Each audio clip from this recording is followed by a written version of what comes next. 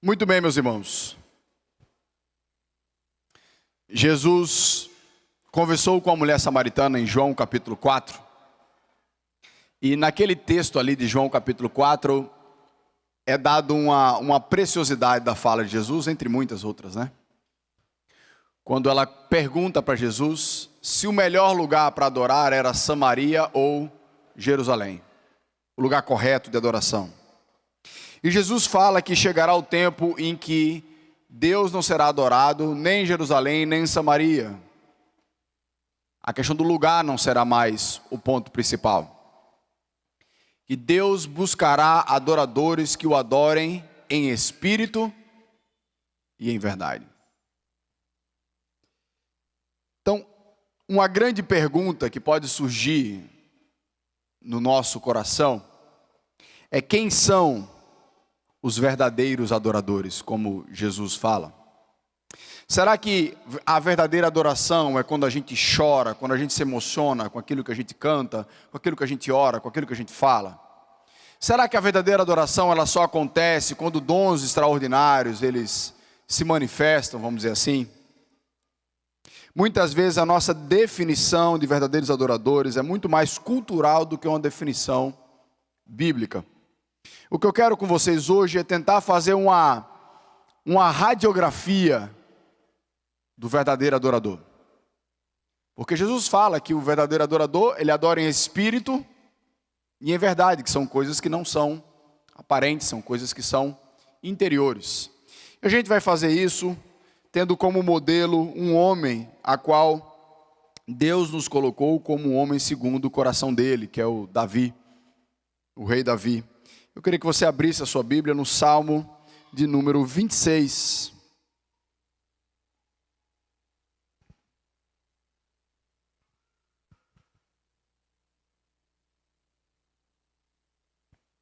Salmo 26.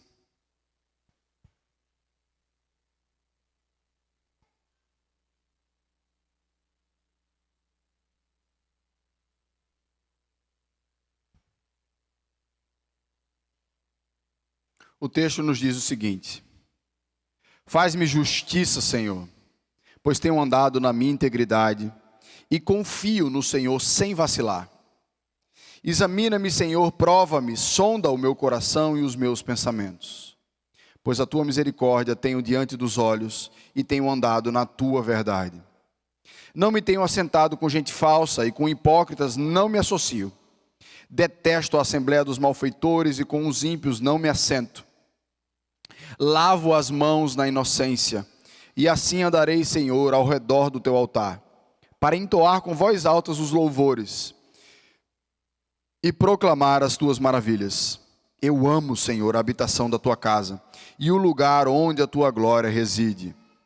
Não colhas a minha alma como dos pecadores, nem a minha vida como dos sanguinários, em cujas mãos há crimes, em cuja mão direita está cheia de subornos. Quanto a mim, porém, ando na minha integridade, livra-me e tem compaixão de mim. O meu pé está firme em terreno plano, nas congregações bendirei ao Senhor. Vamos orar mais uma vez? Senhor Deus, eterno Pai, te agradecemos por essa noite, por esse momento precioso, especial para a tua igreja. Onde a tua igreja se reúne para louvar o teu nome, para ouvir, ó Pai, a tua palavra no nosso coração. Senhor Deus, eu te clamo que o Senhor possa ter misericórdia de mim e me usar, ó Pai, para trazer vida, Pai, para cada um que está aqui nessa noite, através da pregação da tua santa palavra. É assim que nós oramos, em nome do teu Filho amado Jesus. Amém.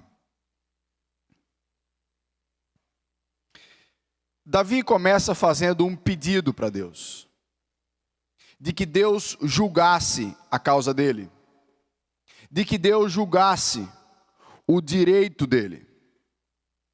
E ele fala que junto com esse pedido, de que ele deseja ser julgado por Deus, que ele deseja ser defendido por Deus, ele também associa um exame vindo do próprio Deus, em que Deus veria e sondaria os aspectos mais profundos do ser de Davi. Então ele começa pedindo a Deus que Deus lhe faça justiça. Esse pedido de Davi, ele se confia de que Deus é o defensor do seu direito. Deus é aquele que julga todas as coisas da maneira correta, no tempo certo, do jeito certo. Então, quando Davi pede que Deus faça isso com ele, ele faz: Senhor Deus, eu confio no teu julgamento.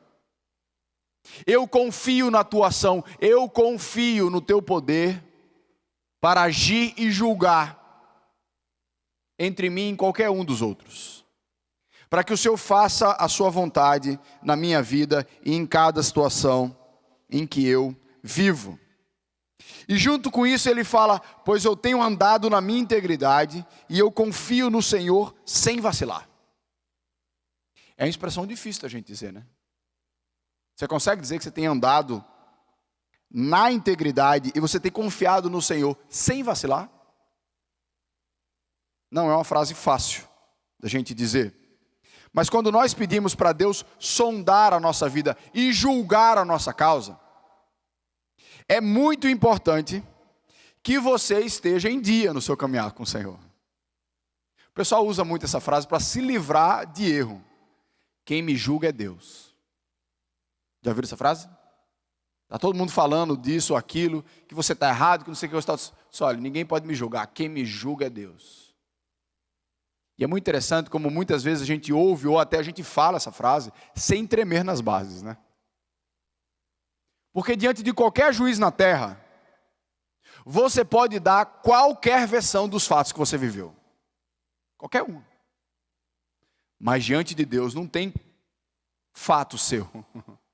Não existe versão. Só existe a verdade. Porque Deus nos conhece, Deus sabe tudo que a gente vive, tudo que a gente pensa, tudo que a gente sente. O que Davi está querendo dizer aqui não é que ele era perfeito. Ele sabia que ele não era. Se a gente pegar aqui o capítulo 25, que é um salmo de Davi também, ele fala: Senhor Deus, não te lembre dos meus pecados da mocidade, no versículo 7, nem das minhas transgressões. Lembra de mim, Senhor, segundo a tua misericórdia. Davi está dizendo: Senhor Deus, olha, eu já fiz muita coisa, principalmente quando era mais jovem. Não me lembra assim. Lembra de mim conforme a tua misericórdia, é melhor. Não me trata conforme os meus pecados, mas me trata conforme a tua misericórdia. Quando Davi fala que ele faz: eu tenho andado na minha integridade, ele nos mostra qual é o foco da vida dele. Ele fala assim: Senhor Deus, eu procuro depositar sobre ti tudo que eu sou, tudo que eu vou ter. O foco da minha vida é te agradar. Esse é meu foco. Eu tenho procurado, Senhor Deus, eu tenho, o que eu gosto da expressão, que é o particípio contínuo, né? Eu tenho andado. Dá essa ideia de que ele começou e uma ação contínua. Tem sido algo constante, rotineiro na vida dele. E essa postura de andar em integridade, de confiar no Senhor sem vacilar, exige de nós, meus irmãos, uma grande vigilância. Exige de nós uma sinceridade com o nosso coração, que muitas vezes nós não estamos dispostos a fazer. Nós somos mestres em enganar a nós mesmos a respeito das realidades do nosso coração. Nós maquiamos aquilo que o nosso coração planeja. Nós maquiamos as nossas intenções. Isso é necessário que a gente esteja vigilante para andar em integridade, sem vacilar, constantemente, para que isso seja um esforço profundo. Para que a gente não faça vista grossa das nossas atitudes, dos nossos pensamentos. Porque por muitas vezes o Santo Espírito de Deus nos exorta, nos fala, através da a palavra dele no nosso coração. E nós passamos pelo outro lado da rua como aquela pessoa que a gente não quer reconhecer. Fingindo que a gente não está ouvindo. Mas não era o caso de Davi. Davi queria ser um homem reto. Davi não queria viver de aparência. Meus irmãos, é muito fácil construir uma aparência positiva. Ainda mais com a distância que o mundo virtual tem dado para a gente. Eu construí algo que todos olham e se encantam com a pessoa que vem. Ah, fulano é um homem de Deus, é uma bênção. E essas palavras, não que elas estejam erradas, mas muitas vezes elas enchem o nosso coração e vão nos fazendo acreditar em algo que lá no fundo, nós não estamos sendo sinceros com nós mesmos. E não estamos enxergando a realidade do nosso coração. Então, o que Davi coloca aqui é de Senhor Deus, em vários capítulos aqui de Salmos a gente já viu isso. Os homens falam calúnias de mim. Eles inventam muitas coisas para me pegar. Eu não confio no que eles falam. Senhor Deus, muitas vezes eu não confio no que eu penso de mim mesmo. Então o meu pedido, a minha oração é, Senhor Deus, examina-me, prova-me. Porque não tem prova maior do que a prova de Deus. Ninguém julga a nós com mais clareza do que o próprio Deus. E ele pede que Deus traga esse julgamento sobre ele, para que ele possa se conhecer, para que ele possa cada vez mais andar em retidão, em retidão e viver em integridade. Essa ideia que ele fala aqui de sondar o coração, no original dá uma ideia de refino. Quando você vai comprar o ouro, ou quando se encontra o ouro na natureza, ele vem cheio de outros materiais, outros minerais ali dentro. E é necessário ser feita uma limpeza, um refino, para que as impurezas saiam e só aquilo que é precioso fique. O que Davi está pedindo para Deus é: Deus, eu quero que cada vez mais o meu coração seja retirado das impurezas e reste somente aquilo que é precioso. Davi sabia que diante do olho justo de Deus não tem desculpa, não tem discurso. Nós inventamos 1000 desculpas para os nossos atos, para os nossos pensamentos. E o mais interessante é que a gente inventa desculpa e a gente mesmo acredita nela. Diante de Deus não tem desculpa. O que é errado, o que é certo e ponto final.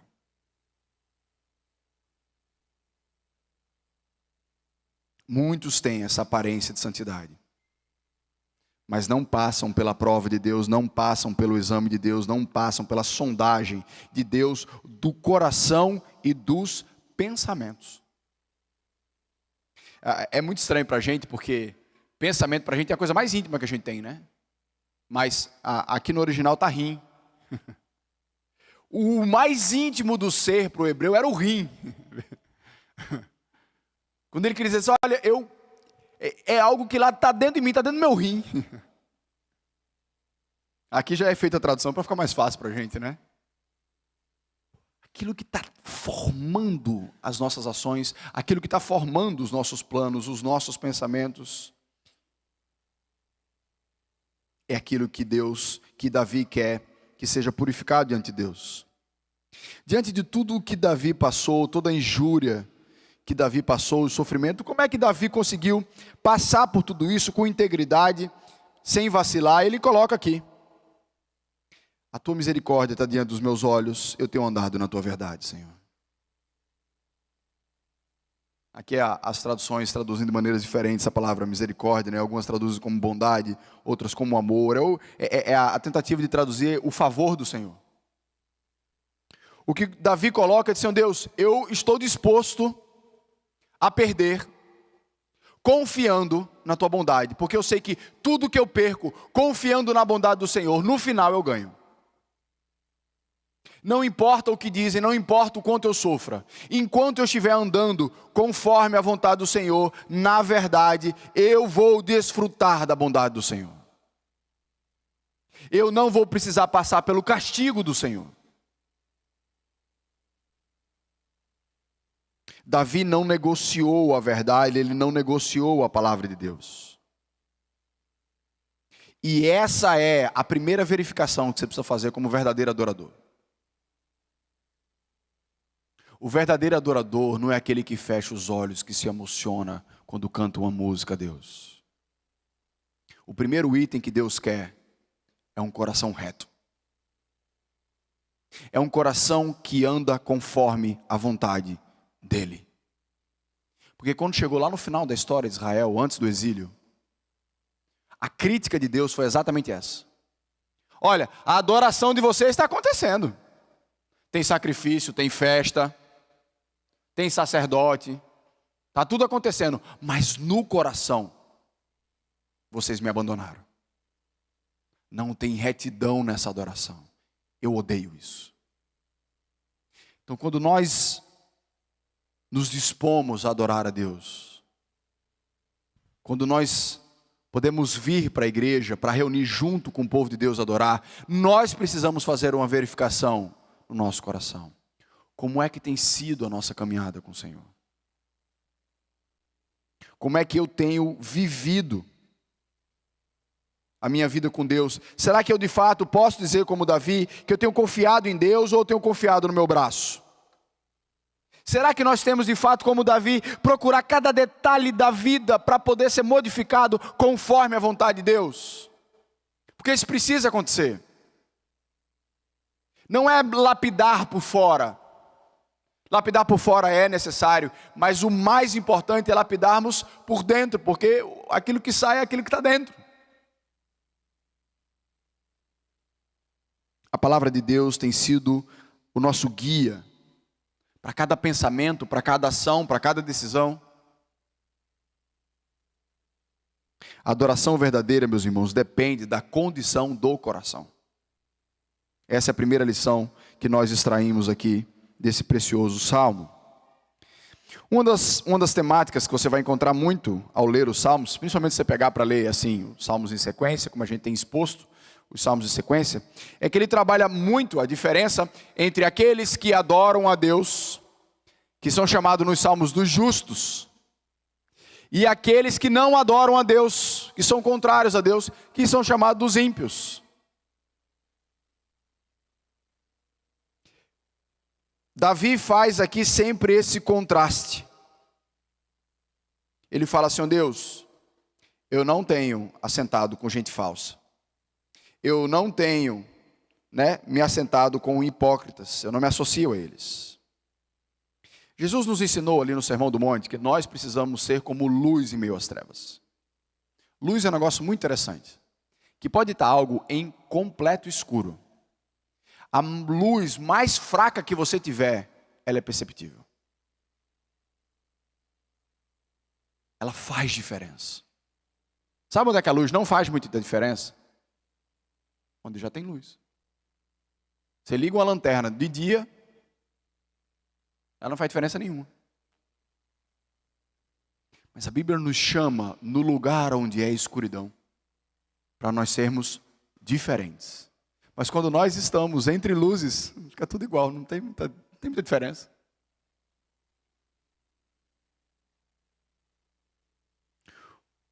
O que tanto essa parábola, essa mensagem, que Jesus falou sobre sermos luz e sal da terra, quanto o que Davi está falando aqui, essa diferença, é que o verdadeiro adorador é um contraste daqueles que não adoram a Deus.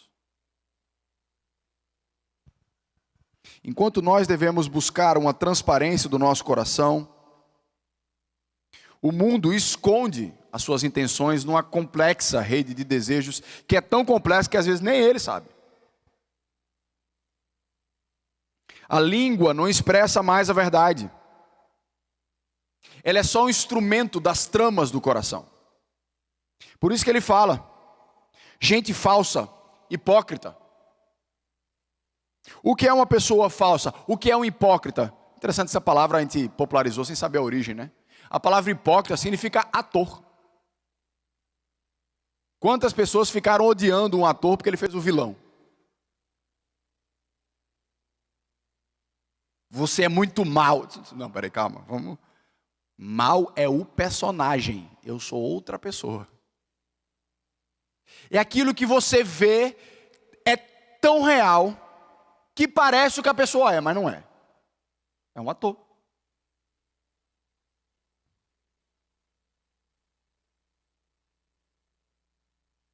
E ele fala aqui que ele detesta a assembleia dos malfeitores, com os ímpios não me assento. Ele resgata lá o Salmo 1, né?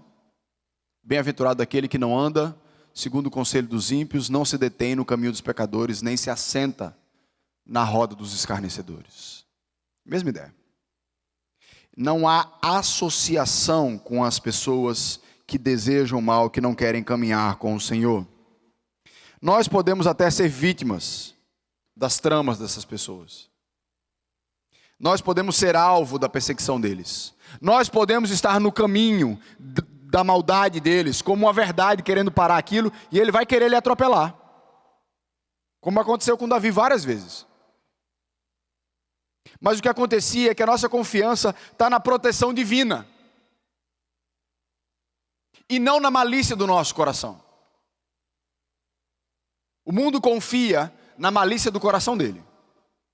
No quanto ele consegue perceber os esquemas, o que querem fazer, ele acha que vai me dar uma rasteira. Quem vai dar uma rasteira nele sou eu. Enquanto a nossa postura é, se alguém quiser fazer o mal contra nós, Deus, que é o meu juiz, irá enxergar e dará a paga de cada um. Nos precavemos, sim. Tomamos as medidas preventivas que a gente pode, sim. Mas eu não fico procurando entrar em todos os detalhes, em todos os meandros, procurar conhecer toda a maldade para fugir dela, porque não tem como a gente fazer isso. Deus é o nosso juiz, Deus é o nosso protetor. Então, Davi aqui está trabalhando numa esfera que a gente precisa entender. Provavelmente Davi está falando das pessoas que adoravam a Deus externamente, mas internamente elas não eram aquilo. Senhor Deus, eu não sou como essas pessoas que te adoram externamente, mas no coração andam longe de ti. Do versículo 9 ao 11, ele fala sobre o mesmo tempo, como ele fala: não colhas a minha alma como dos pecadores, nem a minha vida como a dos sanguinários, em cujas mãos há crimes, em cuja mão direita está cheia de subornos. Suborno a gente sabe que é uma prática só para quem tem autoridade. Não é verdade? Você não tem como subornar uma pessoa que está abaixo de você. Sempre é uma pessoa que ela tem autoridade. Então, o que Davi aqui está falando é: olha, existem pessoas que estão enriquecendo com práticas ilícitas, que eram para ser líderes honestos, exemplares para o seu povo, mas estão se entregando à maldade, estão se entregando aos crimes, né? E a um proceder não correto. Então, é como se Davi estivesse dizendo: olha, ao meu redor há uma assembleia desse tipo. Mas eu não me associo com isso. Assembleia nunca é 2, 3. Não teve assembleia só de condomínio, né? Que é assim, né? Reunião de condomínio. 10 quantos? 2, 3, né? Mas a ideia da assembleia são esse conjunto, muitas pessoas reunidas. Davi fala assim: Deus, eu não estou nesse meio. Apesar da grande quantidade de malfeitores, eu não uso isso como desculpa. Só, mas é porque aqui no trabalho todo mundo faz. É tudo assim, pastor. Fazer o quê, né?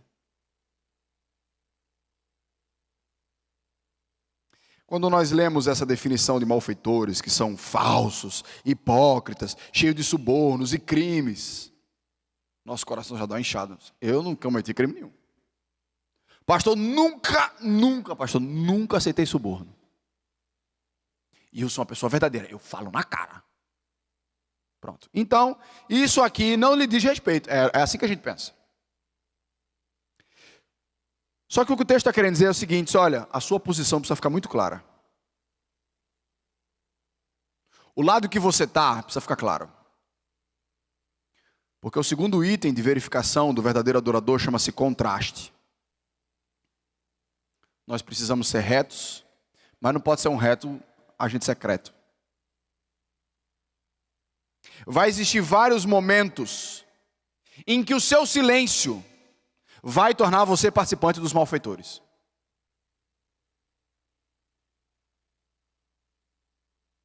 É preciso que a nossa posição diante das pessoas, dos nossos amigos, ela seja evidente na faculdade, no trabalho, na família, no namoro. Somos um povo diferente para servir a um Deus único, um Deus diferente do Deus que o mundo serve. E nós vamos ser desafiados a afirmar isso, ou nos calarmos.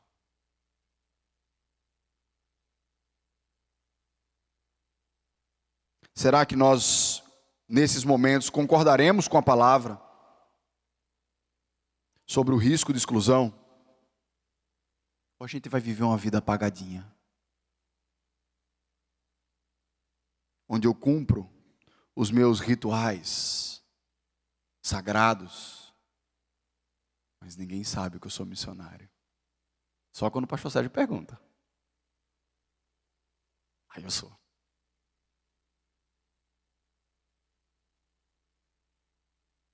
Meus irmãos, somos chamados para batalhar pela verdade.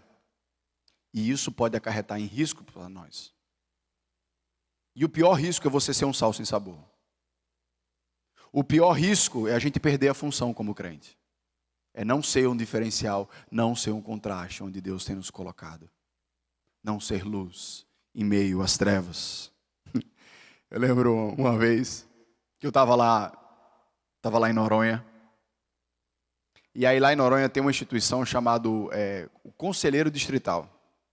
É como se fosse um órgão que ele vigia as ações do governo. Supostamente é para acontecer isso. E aí eu estava lá na administração, que era como se fosse a prefeitura, só que em Noronha não tem prefeitura. Quem quiser depois me pergunta, que essa história é muito longa. E eu estava lá na administração conversando, e esse senhor fazia parte do Conselho Distrital, ele era crente. E ele chegou uma vez assim para mim, ele era bem enérgico, né, da Assembleia. E ele disse assim: pastor, este lugar é do cão. Eu disse: então Deus colocou você no lugar certo, meu irmão. Aí ele tomou um susto. Ele disse: se Deus não colocar luz em meio às trevas, meus irmãos, como é que fica o governo? É verdade, pastor, então ore por mim.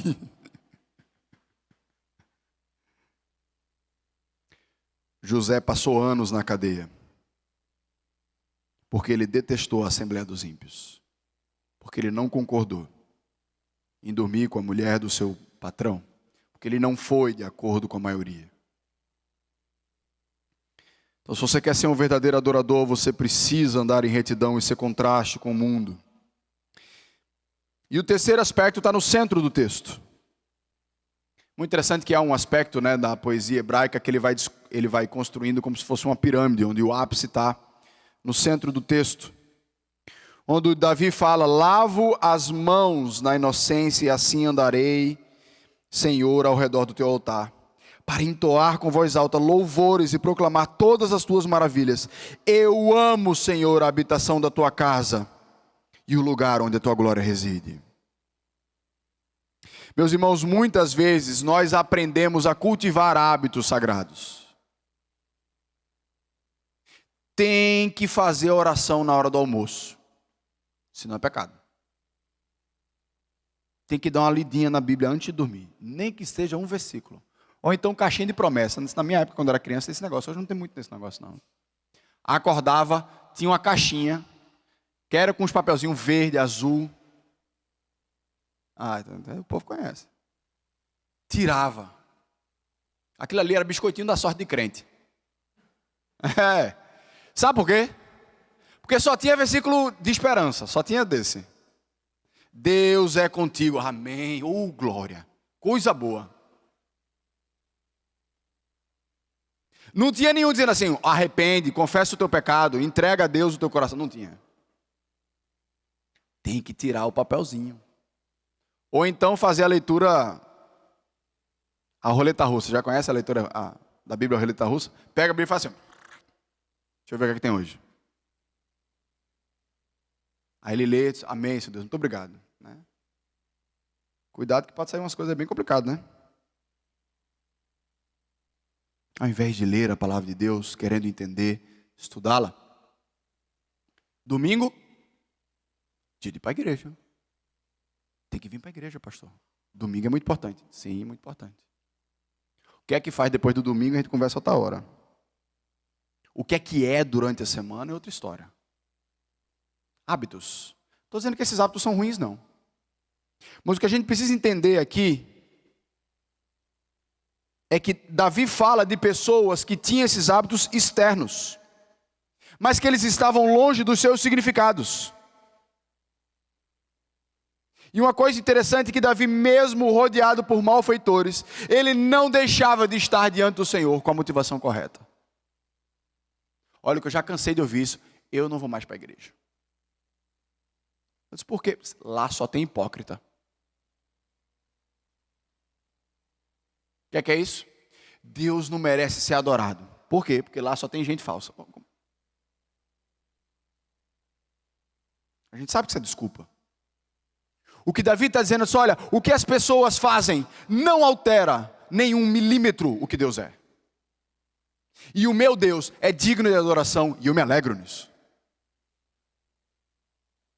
A gente canta as músicas e às vezes nem para pensar no que está cantando.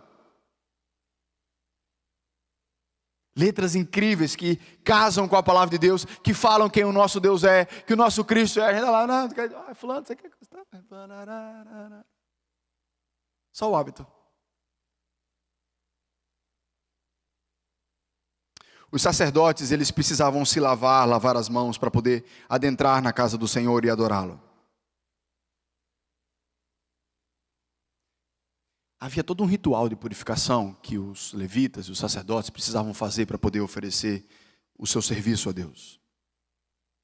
Mas esses atos externos eram lembranças de uma condição interna que eles precisavam ter. Eles precisavam estar com o coração limpo, junto com as mãos limpas. Caso contrário, como aconteceu com alguns, Deus os queimava, Deus os punia. Quando damos a Deus um externo vazio de significado, o que acontece é que a gente acaba se distanciando do próprio Deus. Achamos que a gente está indo mais próximo de Deus, porque a gente vai para a igreja, porque a gente dá o dízimo, porque a gente faz aquilo, mas não é. Porque nada daquilo está no coração o significado verdadeiro. Davi não ia ao templo só por hábito. Davi ia ao templo porque ele queria reconhecer a Deus, quem ele era, o que ele fazia, junto com seus irmãos. Você precisa vir para a igreja para adorar a Deus junto com seus irmãos, porque isso agrada ao seu Deus. Sabe quando o seu pai, a sua mãe vai para sua casa, é muito tempo que não vai. Eu vou fazer aquela comida, por quê? Meu pai e minha mãe adoram. Lá em casa, quando a minha esposa faz torta alemã, eu lembro do meu pai. Quem quiser, viu? Por quê? Eu sei que ele gosta. E você se agrada de preparar, não é? Por quê? Porque você ama a pessoa e deseja agradá-la. Então você faz aquilo que ele quer.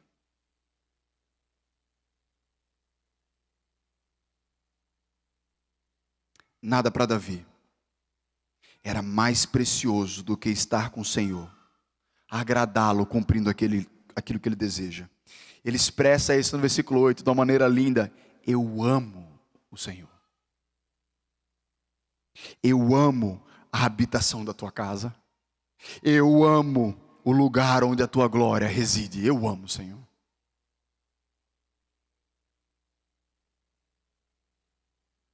Meus irmãos, isso precisa ser uma sondagem para o nosso coração. Como supostos verdadeiros adoradores. Por que é que nós estamos aqui hoje? É para encontrar só as pessoas? É para a gente sair para comer depois? Ou nós estamos aqui verdadeiramente para adorar a Deus? Eu confesso que tem hora que eu não passo nesse teste, não. E eu preciso pedir perdão a Deus quando eu não faço isso. Que diferença Deus tem feito nas escolhas nossas da semana? Será que nós amamos, como Davi amava, estar com o povo de Deus, estar onde Deus fala com o seu povo, de maneira pública? Então por que muitas vezes a gente falta pelo mínimo do empecilho? Tem que assumir. A resposta é que você não ama isso aqui. A gente tem um hábito, mas a gente não ama. Amar estar com o Senhor. Lembre-se que é a mesma expressão que está lá no Salmo 1 também. Ele fala assim: ó Deus, eu não ando no conselho dos ímpios. Antes, o meu prazer está na lei do Senhor. Meus irmãos, o culto é para Deus. E é importante a gente entender uma coisa. Quando nós fazemos aquilo que nós fomos projetados para fazer, isso nos completa, isso nos fortalece. Então eu vou lhe dar uma dica.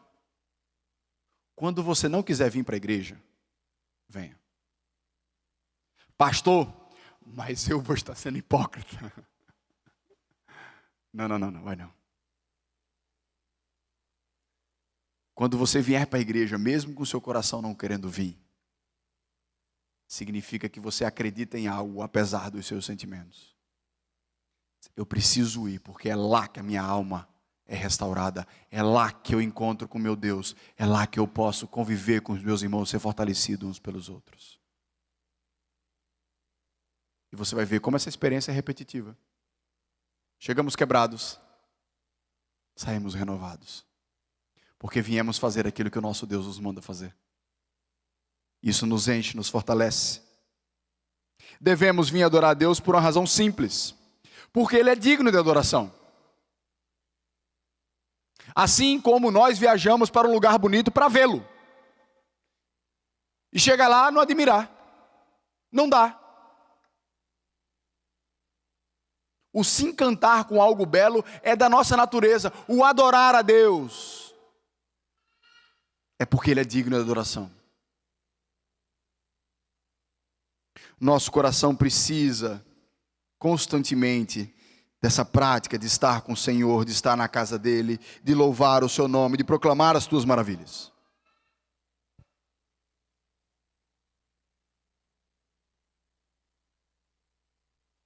Eu lembro uma vez quando eu era, não sei se eu era adolescente ou jovem, não lembro mais não. Que eu estava lendo a Bíblia, tal, não sei o quê, estudando. E eu estava numa época muito boa, era estudando com um caderninho. Tal. Eu anotando tudo e aprendendo, aquela coisa toda. Aí chegou uma hora que eu estudava uma vez, outra e tal. Eu disse, mas rapaz, tem uma parte lá no estudo, tem aplicação. O que é que você vai fazer com isso? Aí eu ia para um lado, ia para o outro, não saía nada muito bacana. Aí foi passando o tempo, eu disse, puxa, já faz um tempo que, né? Ainda mais você lendo Levítico, né?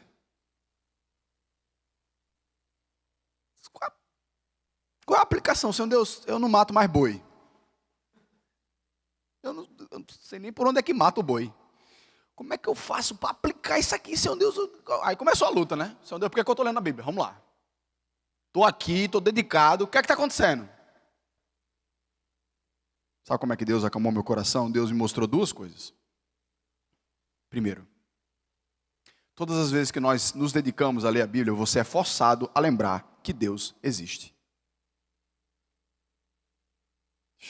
Coisa simples. Mas você esquece. Quantas vezes você se pega começando o dia, terminando o dia, sem nem ligar para Deus? Faça o teste. Quando nós estamos diante da palavra de Deus, nós somos lembrados que Deus existe. Segunda coisa que você é lembrado quando você está diante da palavra de Deus, é que você é dele. Você não pode viver como você quer. Você vai viver como ele quer. Está bom, Senhor, eu vou continuar lendo a Bíblia.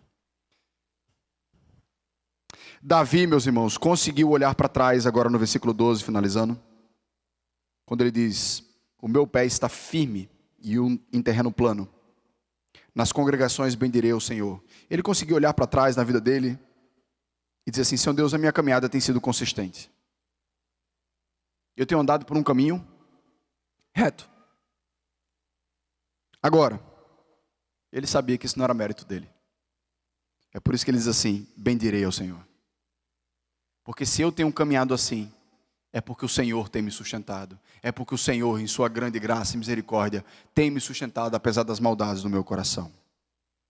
Se hoje nós estamos firmes, buscando retidão, se estamos sendo contraste com aqueles que não adoram a Deus, e se nós amamos verdadeiramente o nosso Deus, glória, o mérito é dele. É Deus que tem lhe sustentado, é Deus que tem lhe ajudado, é Deus que tem lhe guiado. Mas se esse não é o seu caso, temos Jesus.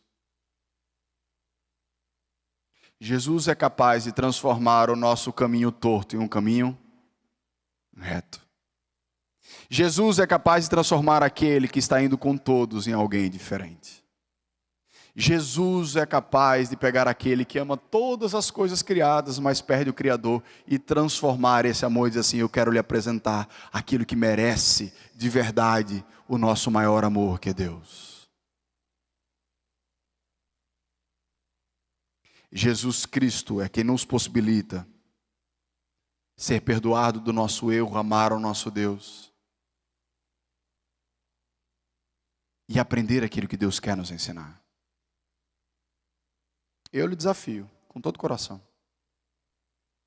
é você encontrar alguma coisa melhor para adorar do que o nosso Deus. Porque todas as coisas desse mundo trazem benefícios, mas também trazem consequências. O nosso Deus, Ele traz benefícios e graça. Ele tem algo muito melhor para nos dar do que tudo que a gente pode dar para Ele. Vamos orar? Baixa a sua cabeça.